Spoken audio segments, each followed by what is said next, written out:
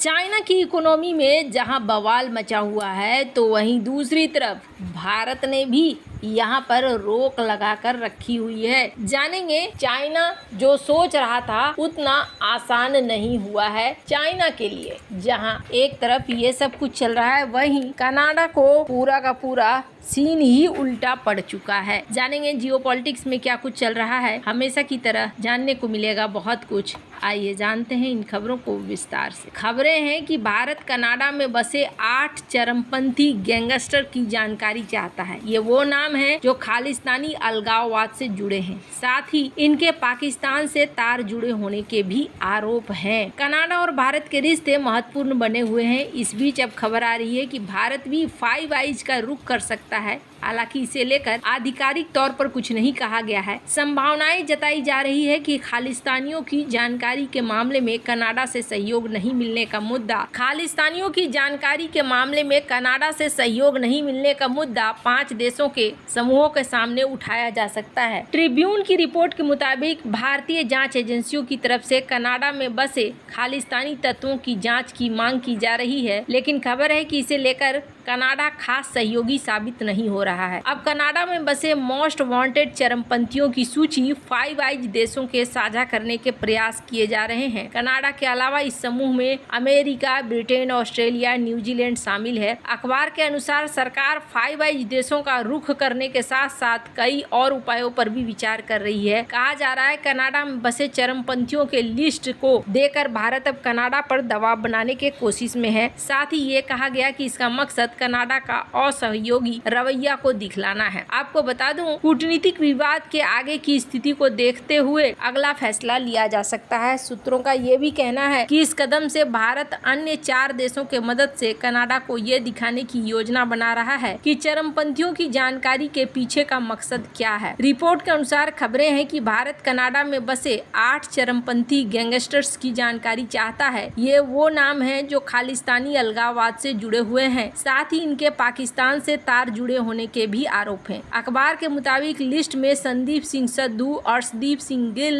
लखबीर सिंह का नाम भी शामिल है। अब यहाँ पर भारत जैसे को तैसा वाले मोड में आता हुआ दिख रहा है। खैर, जहाँ एक तरफ ये सब कुछ चल रहा है, वहीं दूसरी तरफ चाइना लगातार कोशिश कर रहा है और कोशिश करते हुए चाइना अपनी इकोनॉमी को संभालने की कोशिश कर रहा है, पर चाइना की इकोनॉमी संभल नहीं रही है। ऐसा माना जा रहा है कि चाइना लाख कोशिश के बाद भी चीज़ों को हल नहीं कर पा रहा है। वहीं वॉल स्ट्रीट जर्नल की इस खबर को देखेंगे तो इस खबर में ये कहा जा रहा है कि बहुत सारे लोग हैं जो चाइना से अपना पैसा निकाल रहे हैं। खुद उनके ही सिटीजन्स हैं, चाइनीज रेसिडेंट हैं, जो वरीड है ग्रोथ को लेकर, और उनको ऐसा लग रहा है कि अब यहाँ पर दिक्कतें थोड़ी लंबी चल सकती हैं, जिसकी वजह से अब ये पैसों को अपने ओवरसीज में पार्क करना शुरू कर रहे हैं। कहने का अर्थ ये है कि अपने देश से ये पैसा निकाल रहे हैं और निकाल कर दूसरे देशों में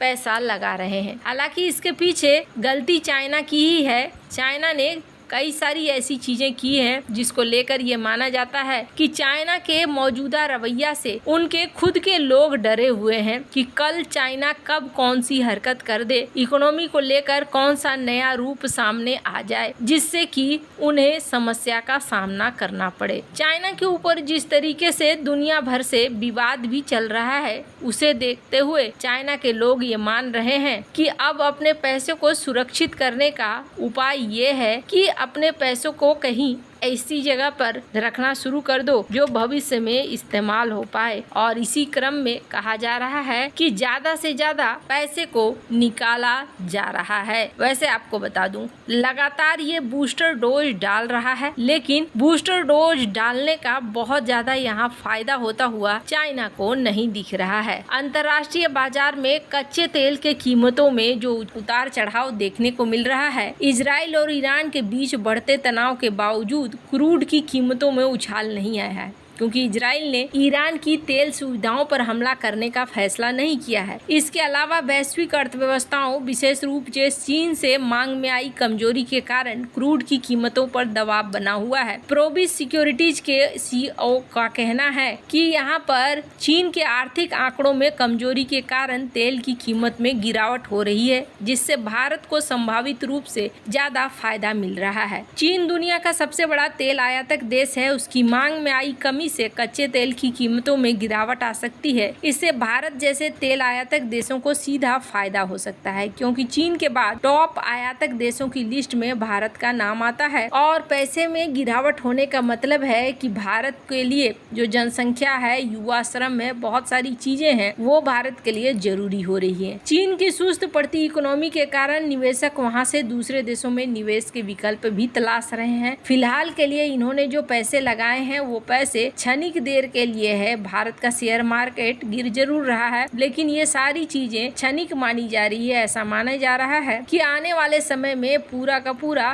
खेल पलटता हुआ यहाँ पर दिखेगा। वहीं दूसरी तरफ बात करें भारत की, तो भारत और चाइना में डील हो गया है, जिसके बाद कई सारे लोग ये मान रहे थे कि चाइना को भारत खुली छूट दे देगा, पर ऐसा देखने को नहीं मिल रहा है। भारत ने इन्वेस्टमेंट को लेकर अभी भी वही नीतियां अपना रखी है। भारत का कहना है कि इन्वेस्टमेंट को लेकर हमने अभी कोई नया बदलाव नहीं किया है और ना ही हम इस बारे में कुछ सोच रहे हैं। फिलहाल के लिए जो पड़ोसी देश हैं वहां पर जो भी इन्वेस्टमेंट आनी है वो सरकार से होते हुए गुजरनी है, और इस चीज को हम देख रहे हैं। यहाँ पर एक चीज देखने को साफ मिल रही है कि भारत अपनी नीतियों पर यहाँ पक्के तौर पर चल रहा है। ऐसा नहीं है कि चाइना के साथ बातचीत होने के बाद या फिर चाइना से संपर्क और डील होने के बाद भारत यहाँ रुक रहा है। यहाँ पर एक और चीज आप देख सकते हैं कि भारत ने परलय मिसाइल के लिए एक बड़ा ऑर्डर दिया है,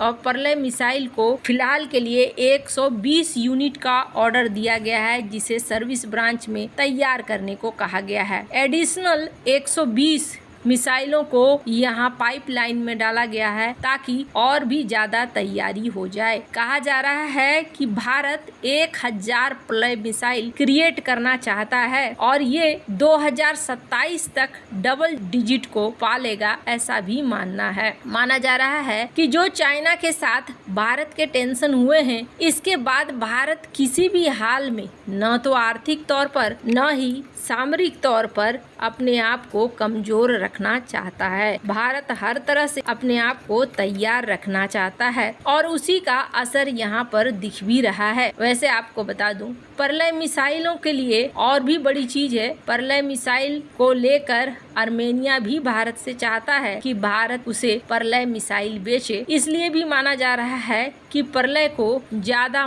संख्या में भारत बनवा रहा है। चीन और पाकिस्तान की सीमा में ये मिसाइल वैसे ही प्रलय मचाने को तैयार है और अब भारत 370 मिसाइलें शामिल करने वाला है। कहा जा रहा है कि 2023 में 2 यूनिट का अप्रूवल मिला था, 250 था, और इस बार 370 मिसाइलों का मिला है। पाक और चाइना दोनों के लिए ही ये प्रलय मिसाइल बहुत जरूरी है। 5 टन वजनी ये मिसाइल अपने नाक पर 500 से 1000 केजी तक के पारंपरिक हथियार ले जा सकती है। प्रलय मिसाइल रात में भी हमला करने का क्षमता रखती है। चीन के ठिकानों पर रात में हमला करना भी संभव होगा। वैसे आपको क्या लगता है, इन सब मामले में आपकी क्या राय है, कमेंट कर जरूर बताएं। जल्द मिलते हैं अगले वीडियो में नई खबर के साथ।